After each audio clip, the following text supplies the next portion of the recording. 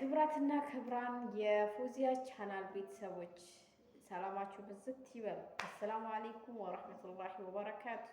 እንዲሁም ሁላችሁንም ሰላም ብያለሁ። ለቻናሌ አዲስ ሲሆናችሁ ቻናሉን ሰብስክራይብ ማድረግ ቤተሰብ መሆናችሁን እንዳትረሱ። እንግዲህ የሰሞኑን አነጋጋሪ የነ አዶናይ ቪዲዮ ወይም የነ አዶናይ የቲክቶክ አዋርድ ሽልማት አሸናፊ እንግዲህ በሱ ላይ እስቲ አንድ ሁለት ሀሳብ እንስጥ እንደኛ ማለት ነው። እናንተም ደግሞ ሀሳባችሁን ኮሜንት ስራ አስቀምጡልን። ባይዘው እኔ በነገራችን ላይ እንደዚህ ትላልቅ ፌመስ ምናምን ለሚባሉ ሰዎች የሆነ ብዙ ማሸርገድ አልወድም። በቃ የሆነ እነሱ እንደዚህ እንትን ማለት ምናምን ብዙም አይመቸኝም።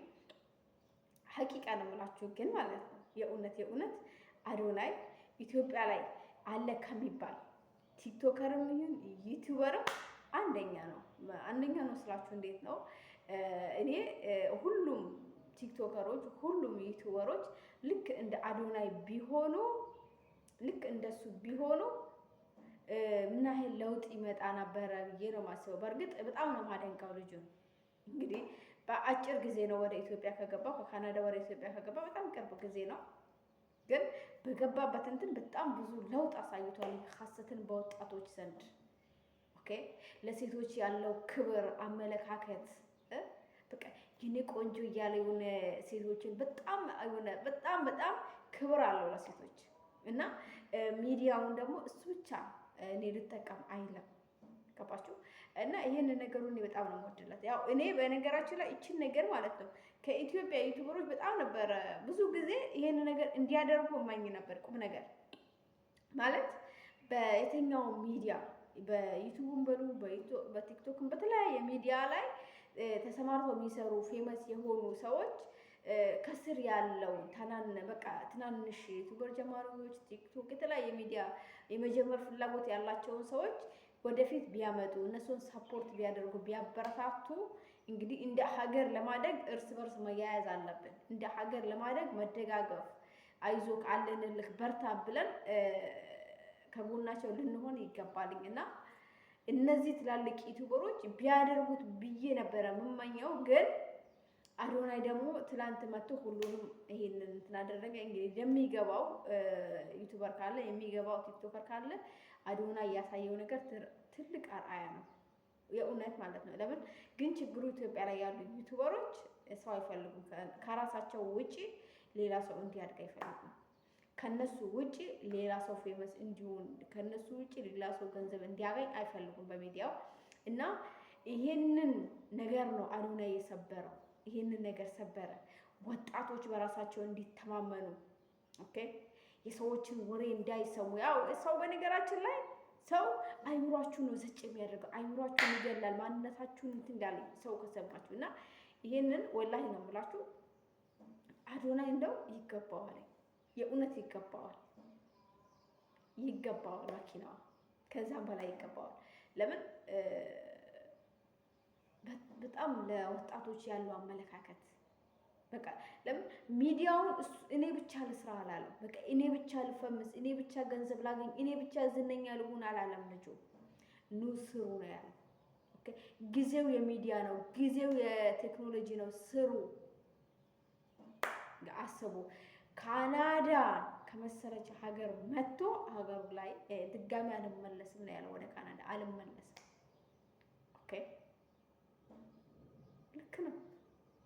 ስለዚህ እንዲህ አይነት ወጣቶች ደግሞ ሲወጡ እንደ ሀገር ለማደግ እንደ ትውልድ ለማደግ በጣም አስፈላጊ ነው የአዶናይ አካሄድ እና እንግዲህ መኪናዋን በማሸነፉ አንደኛ በመሆኑ በጣም ነው ደስ ያለኝ። እስቲ የአዶናይ ደጋፊዎች ኮሜንት ጻፉልኝ።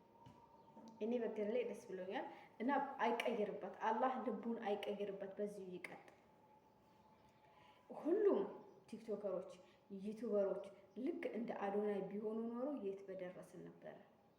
ስሬስ ልጁ እኔ ብቻ ልብላ አላለም። በቃ አይደለ ዛሬ ማለት አይደለ ዛሬ ኢትዮጵያ ገብቶ ትላንትና ካናዳ ላይ ሆኖ ራሱ ቪዲዮ ሲሰራ በጣም ሴቶች ነበር ሰፖርት የሚያደርገው። በጣም የኔ ቆንጆ እያለ ምን እያለ እኔ በነገራችን ላይ አሁን እኔ ራሱ በዛ በጣም የደበረኝ ነበረ፣ ይከፋኝ ነበረ ምናምን ምናምን በቃ የሆነ የእሱ ቪዲዮ ነበረ እንትን የሚለኝ የሆነ የሚያነቃቃኝ ምናምን። ኦኬ እና በጣም ነው ደስ የሚለው ሲሪየስ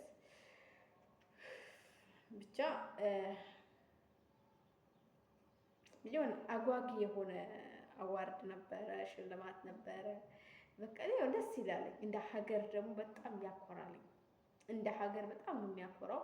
እና አዶናይ እኔ በግሌ ከዚህ በላይ ገና ብዙ ጠብቃለሁ ከሱ። አላህ ልቡን አይቀይርበት። ትልቁን ነገር አላህ ይሄንን አመለካከቱን፣ ይሄንን መልካምነቱን፣ ደግነቱን፣ የዋህነቱን፣ ለሰዎች ያለው ክብር አመለካከት አላህ አይቀይርበት እና ከዚህ በላይ ከዚህ ልጅ እጠብቃለሁ። እሱ ብቻ ሳይሆን ከዚህ በታች ያሉ ዩቲዩበሮች፣ ቲክቶከሮች ልክ እንደነሱ ቢሆኑ ወላሂ ልክ እንደ አዶናይ ቢሆን ሁሉም ቲክቶከር፣ ዩቲዩበር ኢትዮጵያ ላይ ስራ ፈት ወጣት አይኖርም ነበረ። በየበረሃው የሚያልቅ ወጣት አይኖርም ነበረ። ለምን በእጁ ይሄንን ስልክ ያልያዘ ወጣት የለም ኢትዮጵያ ላይ። ገባችሁ? ግን እንዴት ብሎ ገቢ እንደሚያገኝ እንዴት ብሎ ገንዘብ እንደሚያገኝ ስለማያውቅ ብቻ ራሱን የሚለውጥበትን መንገድ ብቻ እየፈለገ ወደ በረሃ ወደ ስደት ምናምን ይሄዳል። እንግዲህ አይምሮ ላለው ሰው ማሰብ ማስተዋል ለሚችል ሰው ደግሞ አዶናይ ያደረጋቸው ወይም የሚያደርጋቸው ነገሮች በጣም ትልቅ ትምህርት ነው። የእውነት በጣም ትልቅ ትምህርት ነው። ስደት ላሰበው እንግዲህ አስቡ፣ ካናዳን የመሰለችን ሀገር ትቶ መጥቶ ነው ድጋሚ አልመለስም በቃ ለይሄ ቫኬሽን ካልሆነ በስተቀር ወደ ካናዳ አልሄድም፣ ኦኬ መዝናኛ ካልሆነ በስተቀር ድጋሚ አልሄድም ነው ያለው። እና ይሄ አመለካከቱ እኔ በጣም ነው ደስ ያለኝ።